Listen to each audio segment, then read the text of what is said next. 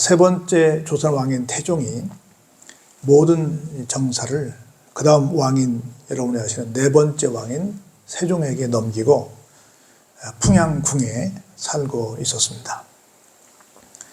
그런데 어느 날 두 아전이 와서 여러 가지 이야기를 합니다. 그러면서 별로 저희가 정사를 좀 보는 상황이 아니니까 누가 이런저런 얘기하면 관심을 갖고 이렇게 귀를 기울이게 되는데, 한 번은 이런 얘기를 해요. 하늘과 사람의 이치에 대해서 말을 합니다. 보니까 갑과 을이 두 사람이 대화를 하는데, 갑이 이런 말을 해요. 부귀와 영달은 모두 임금에게서 나온다. 신하다운 말이죠. 그랬더니 을은 어찌 보면 잘못 전달되면 불경조가 될 텐데 그렇지 않다. 한 계급이 오르거나 한 벼슬을 하게 되는 것까지도, 다시 말해서 부귀와 영달은 모두 하늘이 정해주는 것이다. 임금도 어쩔 수 없다. 그렇게 말을 합니다. 그러면서 서로 임금이 준다, 하늘이 준다 하고 막 갑론을 박이 심했습니다. 그래서 그 말을 가만히 듣고 있었던 이 사람이, 누가 들어주시며 세 번째 왕인 태종이 듣고 있습니다. 듣고 있다가 그래, 누구 말이 맞을까 혼자 생각을 합니다. 며칠이 지난 다음에 태종이 글을 하나 씁니다. 그래가지고 갑에게 여보게나 이 글을 지금 왕인 세종대왕에게 전달하게나 해가지고 글을 하나 써주었습니다. 갑이 그걸 가지고 막 출발을 하려고 그러는데 갑자기 복통이 왔습니다. 그래가지고 자기가 갈 수 없게 됐어요. 그래가지고 을한테 여보게나 상왕께서 나한테 이걸 심부름 시켰는데 내가 지금 보다시피 이렇게 복통이라서 이동하기가 어렵네. 자네가 좀 이걸 들고 가서 좀 세종대왕에게 전달해 주면 안 되겠나? 그러지 뭐. 아픈데 어떡하겠나, 내가 가지. 그리고는 갔습니다. 세종대왕에 가서 세종대왕이 그 편지를 딱 봅니다. 딱 읽었더니 뭐라고 썼냐면, 지금 이 글을 가지고 가는 아전에게 한 직급을 올려주시오. 이런 건을 했습니다. 그래서 나중에 이제 태종이 어떻게 됐나 궁금해가지고 이렇게 보니까 갑은 그대로 있고 을은 올라가 있는 거야. 내가 틀림없이 갑에게 신부를 죽여서 당신이 올라갔을 텐데 어떻게 을이 올라가고 당신은 안 올라가? 세종대왕이 내 말을 거꾸로 알아들었나? 나중에 알아봤더니 복통 사건이 있었던 거라. 그래서 야, 그거 신기하네. 조선은 왕의 나라라서 왕이 다 하는 줄 알았더니 그렇지 않네. 야, 이 친구들 을이 말이 맞네? 라는 생각을 하게 되었다고 합니다. 여러분, 잠언 29장 26절에서 주권자에게 은혜를 구하는 자가 많으나, 누구에게 은혜를 구해요? 주권자, 왕에게 은혜를 구하는 자가 많으나 사람의 일의 작정은 누구에게로 말미암는다? 여호와께로 말미암느니라. 우리 생각에는 이 줄 서면 이 사람한테만 잘만 보이면 될 것 같은데 아니라는 거라. 그걸 이 태종이 보고 진짜 신기하다. 한번 자기가 테스트를 해봤다는 거라. 그런데 그렇게 정말 하늘의 이치대로 되더라는 거라. 자, 오늘 1절에 이렇게 시작해요. 하나님의 뜻으로 말미암아 그리스도 예수 안에 있는 생명의 약속대로 그리스도 예수의 사도된 바울은, 이렇게 시작합니다. 우리가 오늘 뭐가 된 것, 뭘 가진 것, 무엇을 이룬 모든 것은 누구의 뜻이라고요? 하나님의 뜻이라고요. 내가 노력해서 누가 뭐가 어떤 조건이 있어서가 아니라 전적으로 우리 모두는 하나님의 뜻 가운데 있다는 사실을 기억하시기를 다시 한번 주의 이름으로 축복하고 이걸 꼭 기억하시기를 바랍니다. 그러면서 내가 지금 사도가 됐단 말이에요. 사도가 된 것에 대해서 바울 사도가 말하는데 뭐라고 말하냐면, 그리스도 예수 안에 있는 생명의 약속대로 사도가 됐고 생명의 약속을 전하는 사람이 되었다고 하는 겁니다. 여러분 꼭 오늘 머릿속에 기억해야 될 것이 뭐냐면 생명의 약속입니다. 생명의 약속이라는 말은 다른 말로 말하면 살리는 거예요.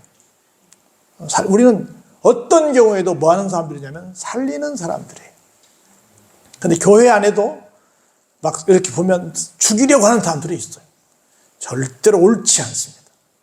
서로 이견이 있을 수 있습니다. 심지어 다투고 심지어 막 싸울 수도 심하게 싸울 수도 있습니다. 그럼에도 불구하고 교인들의 마음은 항상 어떻게 하면 내가 좀 더 양보하고 저 사람을 살릴까에 역점이 관심이 가 있어야 됩니다. 절대로 속된 말로 너 죽고 나 죽자, 너 죽고 나 살자 안 됩니다. 항상 교회는 어디에 있다? 살리는 데 있다. 그리고 그 무엇보다도 하나님의 일꾼, 우리는 그리스도의 일꾼이 된 것에 대해서 자긍심을 갖고 사는 성도가 될 줄 믿습니다.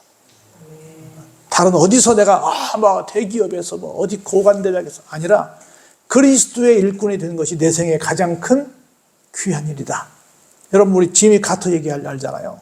땅콩 농장을 지면서 주일마다 자기 고향에 가서 주일학교 선생을 대통령 임기 중에도 했잖아요. 뭐가 더 중요합니까? 대통령이 중요합니까? 주일학교 반사가 더 중요합니까? 주일학교 반사가 더 중요합니다라고 말을 했잖아요. 대통령보다 미국의 대통령은 세계의 대통령이라고 말할 수 있을 텐데 세계의 대통령보다 자기 교회학교 반사가 더 중요하다고 말했잖아요. 이것이 가장 소중한 인물 여러분 꼭 기억하시기 바랍니다. 그런 바울이 이렇게 시작해요. 사랑하는 아들 디모데에게 편지한다.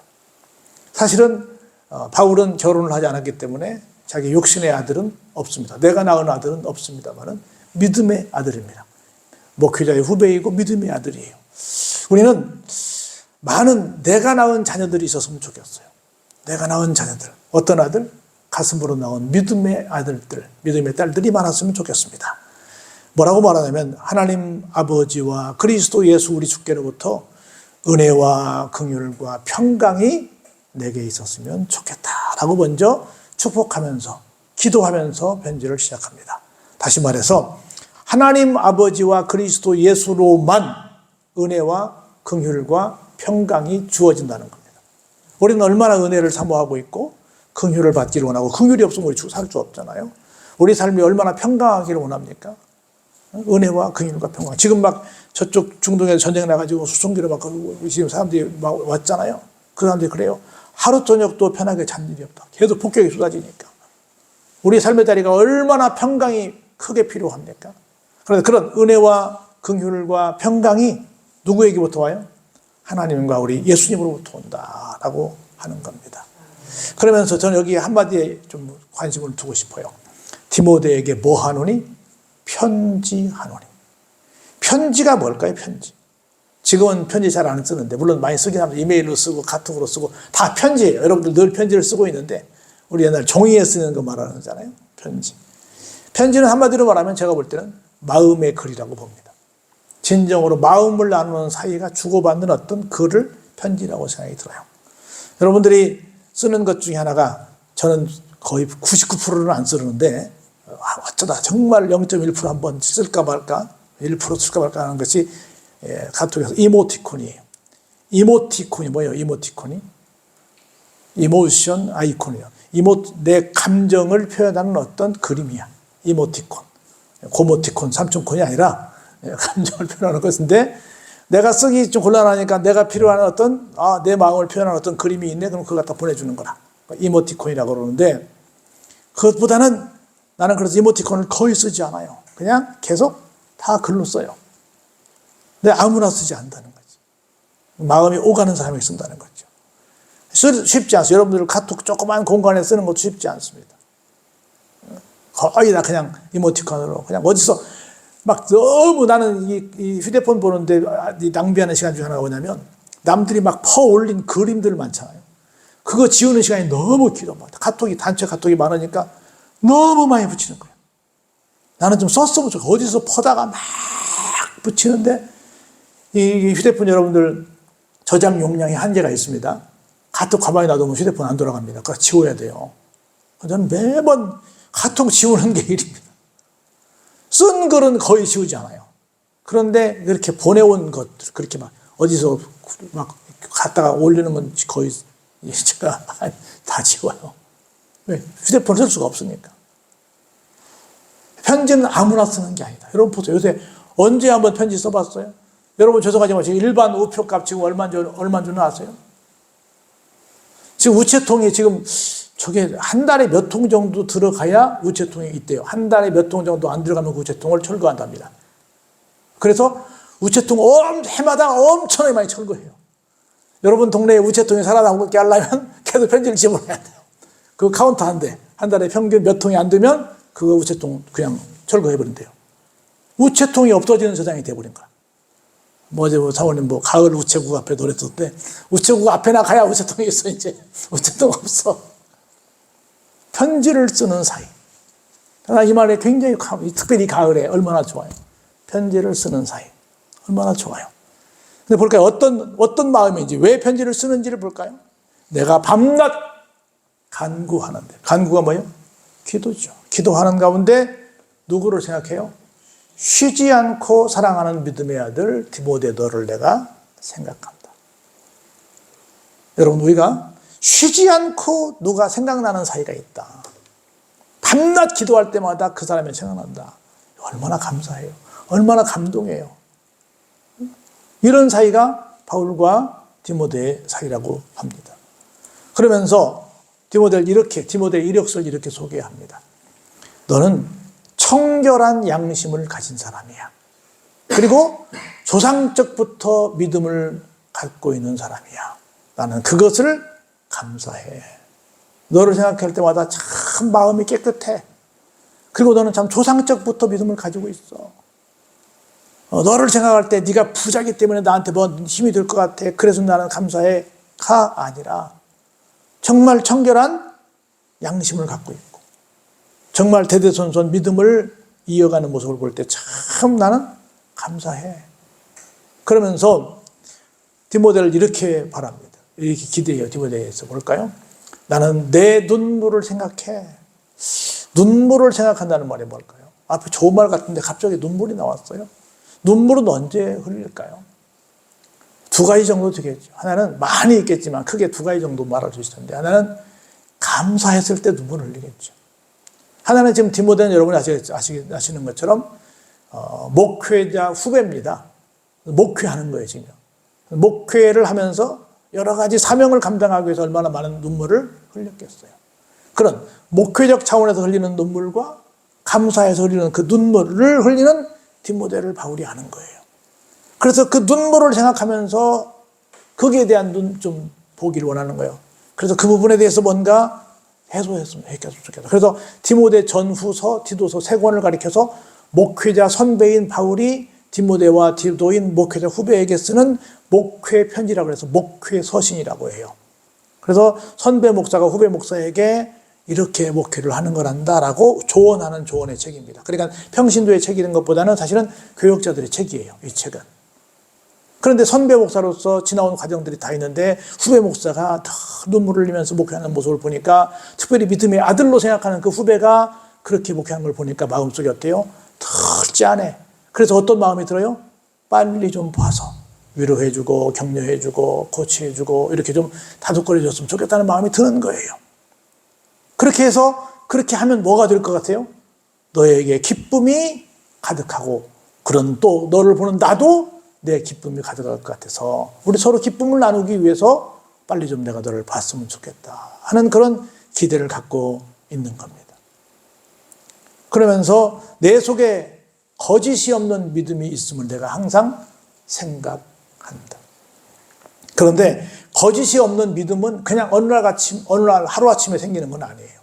여기 보니까 이렇게 말했어. 이 믿음은 네가 갖고 있는 청결한 양심은 네가 갖고 있는 거짓이 없는 믿음은 어디서부터? 먼저 네 외할머니 로이스와 네 어머니 유니게 속에 있었고 그것이 이어져서 내 속에까지도 있는 줄을 내가 어떻게 한다?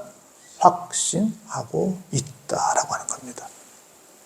사랑하는 성도 여러분, 이렇게 신앙의 대를 이어간다는 건 너무 감사한 거예요. 너무너무 감사한 겁니다. 그러면서 사도 바울이 가서 빨리 너를 보길 원하는 것은 뭐 하기 위함이냐면 너에게 직접 만나서 아까 눈물로 닦아주고 위로도 해주고 격려해주고 상담도 해주고 다 해주고 지화해주고 싶지만 특별히 뭐 하고 싶다? 너에게 내가 은사를 일어날 수 있는 뭘? 안수해주고 싶다. 다시 부릴 듯 하기 위하여 뭐가요? 하나님께 주시는 은사를 풀릴듯하게 해서 지금 네가 막 여러 가지 지치고 힘든데 아이고 이런 목표를 해야 되나 막 여러 가지 막 힘든 시간을 보내고 있는데 아니다. 하나님은 너를 분명히 주의 종으로 세웠고 하나님은 너에게 분명히 감당할 수 있는 능력을 줬고 그러게 지난날 너에게 많은 은사를 줬는데 다시 내가 가서 너에게 안수함으로 그 모든 것들이 다 회복되었으면 좋겠다. 그걸 내가 하기 위해서 쫓아가서 내가 좀 가고 하는 그런 마음을 늘 내가 생각하고 있단 말이야. 이런 응원을 하고 있는 거예요. 우리가 서로에 대해서 이렇게 내가 당신에게 이런 힘을 주기 위해서 당신을 위해서 밤낮 쉬지 않고 기도하고 있고 내가 쫓아가서 얼굴 보고 싶어 한단 말이야. 이런 서로 우리의 관계가 된다고 한다면 얼마나 행복한 신앙생활이 되겠어요. 그러면서 이렇게 디모데에게 조언을 합니다. 우리 한번 같이 한번 볼까요? 하나님이 우리에게 주신 것은 무슨 마음이 아니에요? 두려워하는 마음이 아니요. 오직 능력과 사랑과 절제하는 마음이다. 두렵냐? 두려워하지 마라. 딴 데는 그런 얘기, 너의 연소함을 없인 여기게 하지 말라부터 시작해서 얼마나 정말 물가에 내놓은 아이처럼 사도 바울이 정말 이 디모데와 이 디도를 향해서 얼마나 지금 안타까운 마음, 자기가 다 갈 수 없잖아요. 누군가 맺게 하잖아요. 그때 그런 여러 가지 안타까운 마음들을 이 바울의 글을 통해서 많이 볼 수 있어요. 그런 후배에게, 그런 믿음의 아들에게 말합니다. 사랑하는 아들아, 하나님이 우리에게 주신 선물은 말이야, 두려워하는 마음이 아니란다. 사랑과 능력과 사랑과 절제이니까 능력을 쓰고 사랑을 가지고 절제하면서 가봐. 좋은 날이 있어. 두려움이 아니야. 강력히 주장합니다. 여러분, 고대 그리스의 철학자인 소크라테스 아시죠? 신념을 가진 사람은 당하는 고난이 있다. 이런 말을 했어요. 어느 날 그가 누명을 쓰고 감옥에 갇혔는데 제자들이 찾아와가지고 아이고 선생님 이게 웬일입니까? 선생님은 분명히 아무런 죄를 짓지 않았는데 왜 이렇게 감옥에 갇혀서 고생하십니까? 이런 원통한 일이 어디 있습니까? 막 뭐라고 말했어요. 그랬더니 소크라테스가 웃으면서 이렇게 말합니다. 야 그러면 내가 꼭 죄를 짓고 들어와야 너희들 속이 시원하겠냐? 이렇게 말을 했다고 합니다. 신념을 가진 사람은 어떤 상황에서도 여유가 있다는 거라. 여유가 있다는 거라. 하나님이 무슨 마음을 안 줬어요? 두려운 마음을 안 줬다는 거죠. 어떤 사람이 공동묘지를 넘어서 마을로 이렇게 지나가다가 거기서 아주 밝게 뛰노는 아이를 봤어요. 저도 중학교까지 한 5리 정도 됐었는데 늘 산하고 그 산하고 왼쪽은 산이고 오른쪽은 공동묘지야. 공동묘지 사이를 꼭 지나가서 학교를 갔어요. 저녁마다 학교 끝나고 어시럼할 때 공동묘지 사이를 이렇게 올라가고 해보십시오. 그 참 기분 묘합니다. 공동묘지 사이를 지나갔다 했었는데 그런데 저는 그 마음을 제가 알아요. 제가 그걸 3년 동안 거기 그 공동묘지 길을 다니면서 학교를 다녔으니까 거기 여러 동네가 전부 보이니까 굉장히 큰 공동묘지 타운이에요. 그런데 꼬마가 막 밝게 노는 걸 봅니다. 그래서 나는 여기 지나가려니까 어른이라도 무서운데 너는 여기 괜찮니? 어떻게 그렇게 밝게 여기서 이 묘지 사이에서 뛰어노니? 그러니까 얘가 나는 하나도 안 무서워요. 왜 안 무서워? 그러더니 우리 아빠가 여기 묘지 관리인이에요. 우리 아빠가 관리인이 우리 아빠 일터기 때문에 난 무섭지 않아요. 내가 놀이터예요 여기. 하나님이 주인이시기 때문에 하나님이 나의 모든 것들을 책임지시고 있기 때문에 나는 뭐 하지 않아요? 두렵지 않아요. 두렵지 않아요. 거가 집이고 거가 아빠가 일터인데 뭐가 두려워요. 어쩌다 한번 지나갔다면 무섭지. 두렵지 않지요. 그렇습니다. 그래서 늘 하나님이 우리에게 주신 마음은 무슨 마음이다? 두려워하는 마음이 아니다. 오히려 능력을 주시고 사랑을 주시고 오히려 오버할까 봐 절제를 요청하는 것이지 위축되라고 하는 것이 아니다라는 걸 여러분들이 꼭 기억하시기 바랍니다. 그러므로 너는 내가 우리 주를 증언함과 또는 주를 위하여 갇힌 자 된 나를 뭐 하지 마라? 부끄러워 마. 아까 소크라테스처럼 괜히 그럼 내가 죄 짓고 와야 되냐 이놈들아 하는 것처럼 부끄러워 마. 나 죄 짓고 온 게 아니야. 부끄러워하지 마. 오직 하나님의 능력을 따라 복음과 함께 나처럼 뭐 해라? 기꺼이 고난도 받아. 그거 걱정하지 마. 뭐 그거 가지고 그러니 능력을 따라 고난도 받으라 말이야. 그러면서 볼까요? 하나님이 우리를 구원하사 거룩하신 소명으로 부르심은 누구의 행위대로 하심이 아니에요? 우리가 뭐 행동을 잘해서 착한 일을 해서 아니라는 거예요. 오직 자기의 뜻과 영원전부터 그리스도 예수 안에서 우리에게 주신 무엇으로? 은혜대로 그러는 거예요. 아까 사모님도 그런 찬송을 부르더만 은혜 아니면 아무것도 아니다. 우리가 가만히 보면요, 우리가 지금 살아가고 있는 모든 것들 내가 어떻게 해서 안 해요. 다 가만히 생각해 보면 뭐예요? 하나님의 은혜입니다. 은혜 아니면 아무것도 될 수가 없네. 은혜 아니면 아무것도 우리 할 수 없어요. 그냥 하나님이 우리 행위와 상관없이 일방적으로 쏟아 부어주신 은혜로 가는 거예요. 그래, 네가 뭐 하려고 하지 마. 지금 바울이 디모데에게 말하는 겁니다. 두려워하지 마. 능력과 사랑과 절제만 기억해. 어떻게 그렇게 하는 게 하나님의 은혜로 지금 우리가 여기까지 온 거야. 부끄러워하지도 마. 고난 무서워하지 마. 다 하나님의 은혜로 가는 거야. 어떤 하나님인 줄 아니? 그리스도 예수의 나타나심으로 말미암아 나타났으니 그는 뭐예요? 사망을 패하시고 복음으로서 생명과 썩지 아니할 것을 드러내신 분이시야. 그분은 사망을 패하셨어. 우리로 하여금 그렇게 위축돼가지고 자꾸 막 이렇게 공포의 자리로 가게 만들지 않으셨어. 걱정하지 마.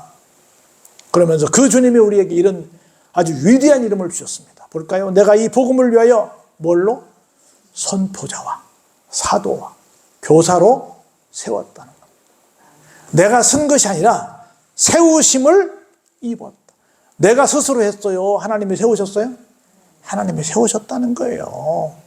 여러분, 아름다운 이 바울 서신의 호칭들이 있는데요. 그 사람은 우리의 자매입니다.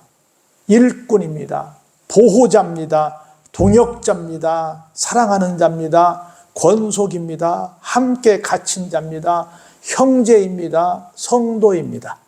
사도 바울이 자기를 위해서 일해줬던 27명의 사람들을 이렇게 그들은 이런 사람이다라고 호칭을 한 부분이 바울 서신에 여기저기 드러납니다. 우리가 천국에서 불리는 호칭은 목사입니다. 장로입니다. 안소집사입니다. 집사입니다. 권사입니다. 아니라는 거예요. 거기 가서 불릴 이름은 자매입니다. 일꾼입니다. 보호자입니다. 동역자입니다. 사랑하는 자입니다. 권속입니다. 함께 갇힌 자입니다. 형제입니다. 성도입니다. 이게 아름다운 호칭이고 우리가 불려질 이름이에요. 그런 거로 과연 나는 그곳에서 어떤 이름으로 불려질 것인가를 생각해 보는 사람이 돼야지 이 땅에서 내가 막 무슨 운동해가지고 뭔 장이 되고 뭐 되고 이건 중요하지 않다는 거예요. 이로 말미암아 내가 또 이 고난을 받되 부끄러워하지 아니하는 것은 내가 믿는 자를 내가 알고 또한 내가 의탁한 것을 그날까지 그가 능히 지키실 줄을 확신함이라. 확신을 계속 말합니다. 분명하게 내가 하나님께 살아가는 어떤 방법을 잘 모르지만 하나님께서 은혜로 나를 이끌어 주시는데 내가 연약하지만 그날까지 나를 어떻게 하실 것이다? 지켜주실 것이다. 할렐루야. 지켜주실 것이다. 내가 의탁만 하면 나를 끝까지 지켜주실 것이다. 그래서 우리 칼빈의 5대 교리 중에 마지막 튤립 중에 마지막 그 P가 뭐예요? 성도의 견인이야. 우리 자동차가 고장나면 뭔 차가 와요? 견인차가 오잖아요. 견인 끌고 간단 말이야. 나는 힘이 없지만 그냥 끌고 가서 고칠 수 있는 곳까지 가잖아요. 능히 지키실 줄 뭐한다? 확신함이라. 그런 거로 볼까요? 너는 그리스도 예수 안에 있는 믿음과 사랑으로서 내게 들은 바, 같이 한번 따라 들을까요? 바른 말을 본받아 지켜라. 바른 말. 우리는 성경에는 굉장히 다양한 주제가 있습니다. 생로병사, 희노애락의 오욕, 어떤 축복과 굉장히 격려와 지지와 반대로 아주 저주의 말도 많습니다. 그리고 책망도 많고 아주 굉장히 상반된 얘기들이 많습니다. 그런데 늘 아까 제가 여러분께 기억하라고 한 것, 생명의 약속을 기억하시기 바랍니다. 그러면 생각이 바라집니다. 생각을 바르게 하는 게 얼마나 중요한지 볼까요? 한 청년이 알프스 산을 올라가서 구경을 잘 했습니다. 너무 구경을 잘하다가 이게 코스를 잘 조절을 못했어요. 적당히 갔다가 적당히 와야 되는데 그만 너무 깊이 갔어요. 그래서 준비해간 물이 다 떨어져서 너무 갈증이 났습니다. 알프스 계곡 사이에 있는 맑고 깨끗한 호수를 어쩌다가 헤매다가 발견을 했습니다. 그래가지고 단숨에 물을 꿀꺽꿀꺽 아주 시원하게 정말 오아시스 물처럼 맛있게 먹었습니다. 실컷 마시고 딱 고개를 돌려보니까 거기에 포이즌이라고 쓴 글씨가 있었어요. 포이즌? 독극물이라는 뜻인데? 여러분 그 약 보면 이렇게 포이즌 써 있거든요. 이거 독극물이라는 건? 이렇게 맑은 물인데 여기 독이 녹아져 있다는 거네. 큰일 났네. 나는 이제 죽었네. 하고 막 놀래가지고 그 순간 막 갑자기 얼굴이 창백해지고 막 구토가 나고 몸이 열이 나고 금방 다 죽게 생겼습니다. 그래가지고 결국은 병원까지 수송됐어요. 가서 보니까 의사가 물어보잖아요. 뭘 먹었습니까? 뭐 어떤 일이 붙였어요? 그래서 내가 포이즌이라는 거를 보고 먹었습니다. 그랬더니 이 양반이 웃으면서 하는 말이가, 거기 독극물이 없는데, 포이즌 없는데, 거기 포이존이라고 써 있는데, 포이존은 낚시 금지라는 뜻이야. 낚시 금지라고 쓰였었는데 이 사람이 정신없이 보다 보니까 낚시 금지를 스펠링이 약간 비슷한데 거기서 독극물로 봐가지고 갑자기 내가 독극물을 먹었네라고 생각하니까 갑자기 난리가 난 거예요. 아, 그래요? 그 물은 정말 좋은 물이고 거기는 그래도 그 오염시키지 말라고 낚시를 하지 말라고 써는 것이 독극물이 아니에요. 그 순간 그 사람 병이 나았다는 거 아니야. 이게 뭔 소리야? 에? 사람의 생각이. 성경에 오만 무서운 말씀들 많습니다. 그런데 어떤 사람들은 꼭 그 말씀만 기억하고 벌벌 떨고 샀는데, 항상 하는 말이지만 통시적으로 보자는 거예요. 무서운 말씀도 하시지만 하나님은 반드시 살려주십니다. 왜? 우리의 연약함을 아시니까. 홍수 이후에 사람의 어떤 부분을 기대하신대요? 기대하지 않는데요? 기대하지 않는데요. 말세에서 우리의 믿음을 보신대요? 안 보신대요? 우리 별로 미안하지만 기대할 만한 우리 그런 사람들이 못 돼요. 우리 연약함을 너무 잘 아세요. 그래도 어떤 찬송가 작시자는 뭐라고 했어요? 내 모습 이대로 주받아옵소서. 주받아. 그래서 여러분 기억하세요. 늘 뭘 기억해라? 하나님께서 우리에게 내게 들은 바 바른 말을 본받아 지키라. 물론 무서운 말씀도 바른 말씀이지요. 근데 종래 결론은 뭐예요? 산다는 거지. 교회는 사는 곳이에요. 볼까요? 우리 안에 거하시는 성령으로 말미암아 내게 부탁한 아름다운 것을 지키라. 아름다운 것을 지키자는 거예요. 아름다운 것은 뭐겠어요? 살리는 거지요. 살리는 거. 살리는 겁니다. 여러분, 영국을 여행할 때 제일 먼저 방문하는 것이 보통 일반적으로 런던의 여러분이 아시는 웨스트민스터 사원입니다. 우리 웨스트민스터 신앙고백도 있고 그러잖아요. 그런데 거기에 가면 이 공동묘지가 조성이 되어 있는데 리빙스턴, 엘리자베스 여왕, 음악가, 건축가, 정치가, 귀족 등 여러 유명한 인사들이 굉장히 많이 묻혀 있어요. 우리 마치 현충원처럼 그렇게 유명 인사들이 막 묻혀 있어요. 사람들이 거기 막 놀러 가가지고 여기 엘리자베스 여왕이 여기 산소가 여기래. 여기 뭐 유명한 사람 리빙스턴 여기 있대. 이런 것 보다가 정작 거기는 뭐 하는 곳이냐면 하나님께 예배 드리는 곳인데 거기에서 해야 되는 정말 하나님을 묵상하고 하나님의 영광을 느끼고 나오는 자리인데 이상하게 관광만 하고 나온다는 거죠. 그래서 정말 우리가 살면서 무엇이 중요할까를 생각하는, 아름다운 것이 무언가를 생각해 볼 수 있는 그런 마음이 있어야 되는데 워낙 세상이 바쁘다 보니까 우리가 볼 것이 많다 보니까 다른 것을 볼 때가 많이 있지 않을까. 하나만 얘기하고 마치면 하나님께서 우리에게 분부하신 아름다운 것을 지키라. 아름다운 것이 뭘까? 여기 내게 부탁한 아름다운 것을 지키라. 복음을 전하는 것이겠죠. 당연하죠. 근데 그것이 어떻게 액티비티 나오고 어떻게 행동이 나올 것인가. 이 얘기 하나가 좀 절묘하지 않을까 싶어요. 여러분, 일본의 여류 작가 미우라 야코가 있잖아요. 그가 유명한 작가가 되기 전에 조그만 점포를 열어가지고 장사를 하는데 장사가 너무 잘 됐어요. 그래서 트럭으로 물건을 띄워와서 팔 정도로 너무너무 잘 됐는데 가만히 보니까 우리 가게는 잘 되는데 옆집 가게는 안 되는 거라. 여러분, 아주 유명한 맛집이나 유명한 데 가서 보면 그 집은 줄을 서 있는데 바로 같은 품목을 파는데 옆에는 어때요? 한산하잖아요. 그런 모습이 여기 보인 거예요. 미우라 야코 가게 앞에.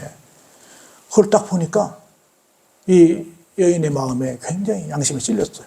여보, 우리 가게 문을 우리는 잘 되는데 옆집을 보니까 가게 문을 닫을 지경입니다.